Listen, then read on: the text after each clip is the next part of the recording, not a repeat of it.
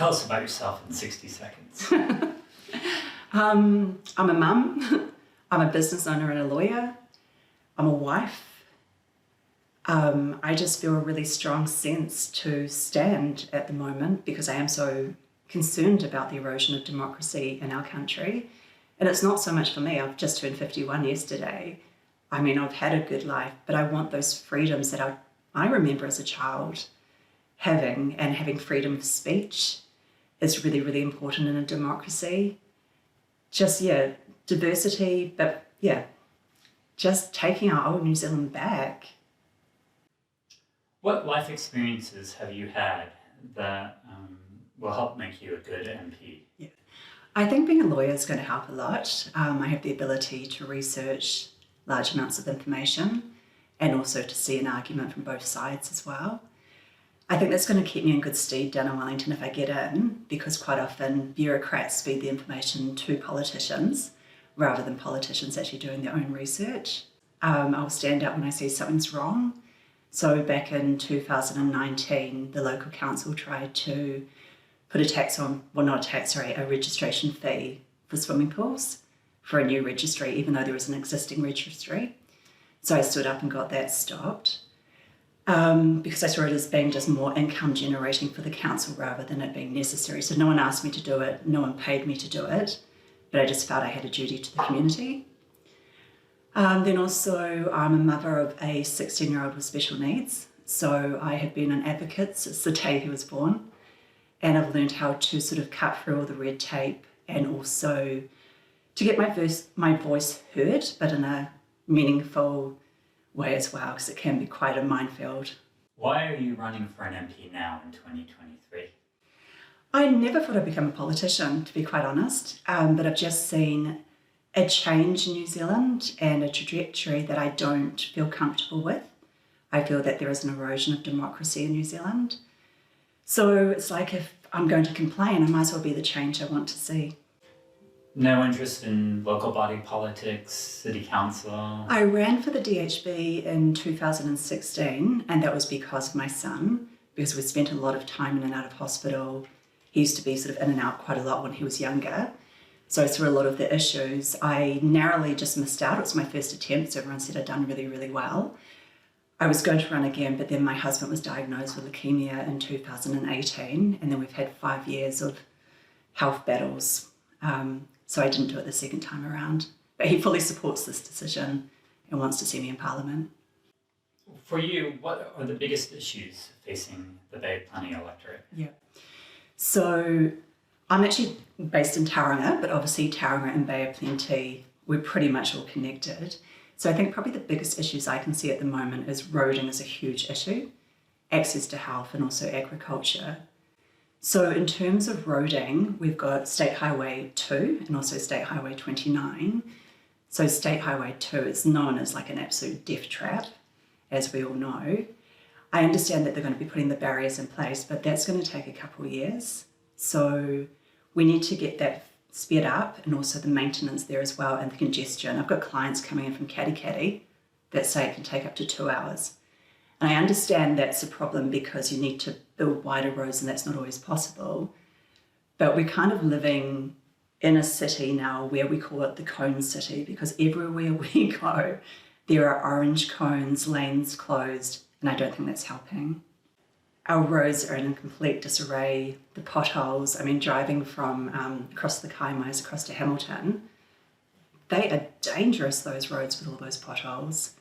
And so New Zealand First is proposing to reopen Marsden Point so that we can actually get good bitumen back as well, because it used to be, I think, about 70% New Zealand and about 30% overseas. And now we're using the cheaper overseas stuff and it doesn't seem to be working. And I know people like Paul Goldsmith said it's actually not the bitumen, it's the maintenance. But I think they're very entwined, those issues. What's the issue that's preventing healthcare from people getting the care they need? So I think it's changed a little bit from when my son was in and out of the hospital, and now my husband is in and out of the hospital. And what we're finding is really, really good people in the health system. They're hardworking doctors and nurses. But I mean, my husband's been misdiagnosed. He was very sick 2 weeks ago. He couldn't get a GP appointment for a week. The man was diagnosed with heart failure 6 weeks ago. So I had to ring the doctors and ask what to do. And they said, look, we really think you should take him down to the hospital. So we went down. He was triaged. They said it was an emergency situation. They wanted to get him through. But unfortunately, the nurse said, you're going to have to wait in the waiting room because we've got no beds left. So we waited probably 30, 40 minutes out there. And then they said, well, we're going to have to take you through, but you're going to have to be in a bed in the hallway. So there were beds in the hallway. They're just overloaded down there. And like our city's growing, so we need more doctors and nurses. So when we finally saw the doctor, he was taken straight into resus and pumped with adrenaline straight away. Like it was very, very serious. So we're in there for a few hours. The young register said, look, I don't want to send you home because your kidney markers, and the consultant came in and said, understand that you're a very sick man and you do have low vitals, but we're so full at the moment, probably want to send you home. To which I had to be an advocate for my husband and said, I don't think we should be sending my husband home. And the consultant said, why? And I said, I know my husband and I know he's sick. So the consultant agreed with me that yes, that admitted a lot of people that were far less sick. And I'm so glad that I did that because they had to call a code 777 that night and we almost lost him. So, yeah, and that shouldn't be happening. One of the big issues for the region in general, but in New Zealand as well, is youth crime. Yeah. What's the solution?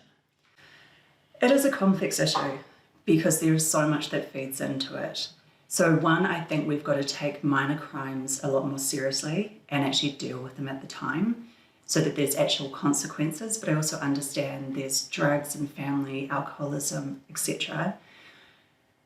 But just because you have those factors in your family doesn't mean that you're going to grow up to be a criminal. Like my father was an alcoholic. I've ended up being quite successful. I've come from nothing. I'm self-made. You don't want to get caught in your own circumstances. So we've got to be giving people like hand-ups rather than handouts.